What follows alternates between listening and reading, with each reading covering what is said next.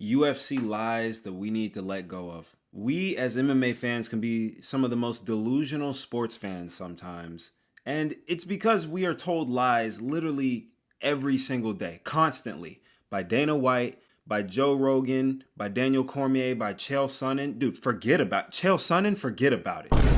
If Chael Sonnen were to give me directions on the street, I'd just walk the complete other way and find the spot quicker. He probably wouldn't even get around to giving me directions. He'd probably be like, the weather's warming up, and this is the perfect time for you to start using Mando, full body deodorant. I just started using Mando. New customers can save $5 on a starter pack. He probably wouldn't even get around to telling me directions. But let's get into this, man. First lie, Conor is not coming back. I really genuinely feel bad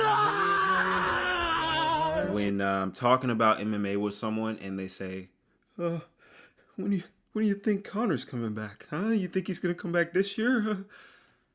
I genuinely feel bad. It's like those videos where, like when a dog's owner dies, but the dog keeps going back to the same spot trying to find the owner. That's how Conor McGregor fans are. They're like, yeah, well, maybe he'll come back today. Maybe he'll stop doing his drugs today. Nah, bro.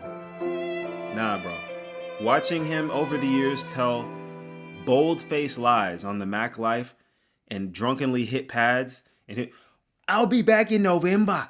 Yeah, November 2022. And then, or I'll be back in February, spring 2023. And then all of a sudden a movie trailer drops. Oh gosh, okay. I got a lot of press work to do with the movie. But after that, I'm in the gym, yeah? I'm in Marbella, bro. 2024. Yeah, now it's 2025. He ain't coming back. He ain't coming back. Might as well go fishing with your stepdad, man. Might as well get to know the guy. Because Conor is not coming back, man. Time to dig into some Fighting Nerds lore, learn some Russian, get to watch the Contender series because we are not getting Conor McGregor back. He is probably high this very instant. Either high or drunk or both this very instant. He's not coming back. That's the number one lie the UFC fans need to get over. Second lie. Now, as a wrestler, this hurts. But I have to admit it, man. Wrestling is a superior base for MMA. That's a lie now. It used to be true in the good old days. You could be a freaking high school state runner-up with 2 boxing classes and you'd make the semifinals of the UFC. Not anymore. It's 2025. Every American wrestler in the UFC has ended their last fight laying in the corner in a pool of blood. With who standing over him? Who? René de Ritter? Jack Della Maddalena? Charles Oliveira? Leon Edwards? Standing over you in a pool of blood, dude. Islam Makhachev standing over you in a pool of blood. Dricus du Plessis, he's standing over you. Mate, honestly, it couldn't be me. You shouldn't have said that. You shouldn't have said that about Africa. It's a good thing your eyes are closed, because I would hate to see how your girlfriend's face looks right now. Joaquin Buckley standing over you in a pool of blood. Yeah, man, this is bad, dude. But that's not a bad list of names. It just used to be that if you were a wrestler, it was like a guaranteed champion. Especially American wrestling. That's the main thing I'm talking about. I will concede that American wrestling is gone. Our dynasty is over. There's Bo Nickel. He just got destroyed by a Looney Tunes character. We're done, man. The guys dominating now are the guys who have integrated wrestling into MMA. It's not just, you can wrestle. You got to know jiu-jitsu. You got to know clinch work. You got to know wrestling gets neutralized when you go to the fence. It just gets neutralized. You can't just be strong and athletic. You got to really know your stuff. So that's the second lie that we're going to let die. Here's the third lie. Dana White is the best promoter on planet Earth. What's that? Now, this narrative, it started going on when the UFC during COVID because we were the only sport still going. And they were able to fight in the Apex. And so all you could do during COVID was go on a podcast and put on fights in the Apex. And so UFC grew tremendously. And we got a lot of stars come out of that. We had Khamzat Chimaev, we had Tom Aspinall, we had Dricus du Plessis, Ilia Topuria, Paddy Pimblett. All these guys came out of COVID. But since COVID ended, those same tricks are not working. A great promoter can turn a nobody into a star. But Dana White, he's starting to do it backwards. He's starting to rely on his stars to make him. He depends on Conor McGregor. He depends on Jon Jones. That's why he's holding us by a wedgie, waiting for Jon Jones. We might as well stop waiting. We got to move on. You know, he's not even the best promoter in the UFC. Like when he was promoting Jon Jones versus Stipe, was he a good promoter? Truthfully, was Dana White a good promoter? He almost single-handedly changed the public perception of Jon Jones. People didn't watch that fight just to spite Dana White because it had been so annoying. I consider Jon Jones the greatest combat fighter of all time. You know, glazing is not the same as promoting. He's pulling a Shamik Moore when he should be pulling a Michael B. Jordan, right? Shamik Moore, when he's on set with Haley Steinfeld, he's like, "Ooh, Haley's so pretty. I'll swing on a web for Haley any day." Ain't that right, Haley? right, that's how Shamik Moore is going. It's so easy to flirt with Gwen when I look over at Haley. Meanwhile, Michael B. Jordan, yeah, Haley is an amazing actress. Great to give her the space to shine and show her brilliance. You know, she's just brilliant. She's absolutely a pleasure to work with. And but yeah, that doesn't change the fact that I'm a Kansas City Chiefs fan. And what's crazy, both Spider-Verse and Sinners were 10 out of 10 movies. Like, absolutely spectacular movies.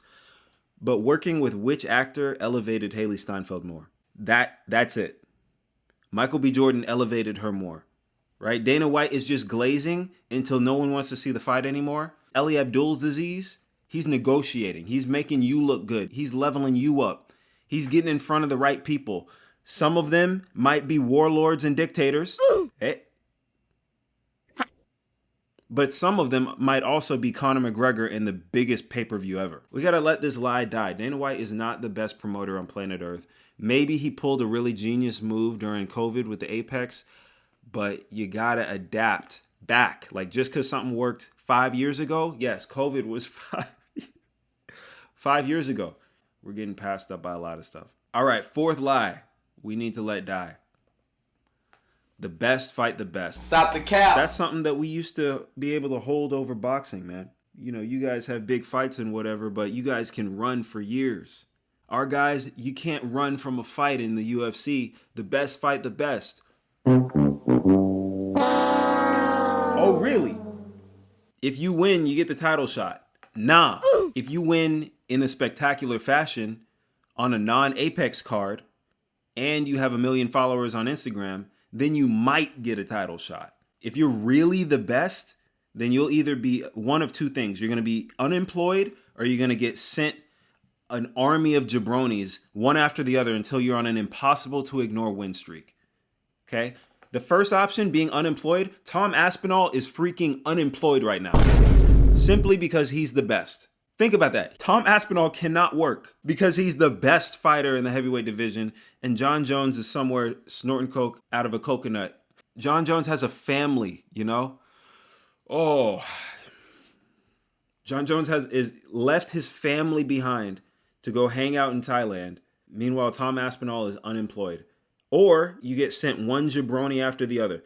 Let me tell you, Movsar Evloev, Mohamed Makayev, Arman Sarukian, Bilal Muhammad, Leon Edwards, Magomed Ankalaev, Shavkat Rachmanov, Michael Morales, all these guys, double-digit win streaks in the UFC. All these guys undefeated in the UFC for years, but they don't get a title shot. Why? Because it's not about the best fighting the best, man. Even Islam Makhachev, y'all remember?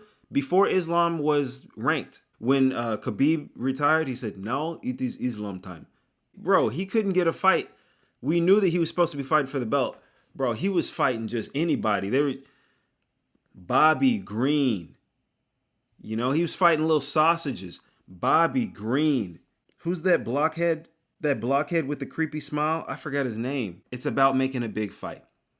Bro, if Bo Nickel were to win against Rainier de Ritter, you know how fast they'd have him fighting Hamzat next? You know how fast they'd have him fighting Sean Strickland or somebody for a number one contenders match? You know they're about to give Paddy the Baddy the easiest, frailest matchup he can possibly get just so he can get in the title picture. And honestly, I won't be surprised if Paddy Pimblett gets a title shot before Arman Sarukian. That's just the world we live in, boss man. That's just the world we live in. It's a tough life. It's a tough life out here if you're really good and you have a foreign name. It's all about followers. Now, the fifth and final lie that we need to let die is that not subscribing to Flying Squirrel MMA is an acceptable lifestyle. This is not an acceptable lifestyle. Come on, man. This is not acceptable. I know, I just threw this one in there at the end, but look at my subscriber count. I'm at probably 9,400 or something. Bro, we got to go ahead and get in at least 10,000. Get me up, bro. We got to get to 10,000. This is the only reason I'm saying this. I just want to get to 10,000 so I can rub it in people's faces and I can start promoting Mondo full body deodorant. There's something to that. But let me know what you guys think in the comments. Appreciate y'all for listening. Like and subscribe if you want. I'm not going to force you to like me. I'm not John Jones. But let me know what you guys think. Thanks for watching. Peace.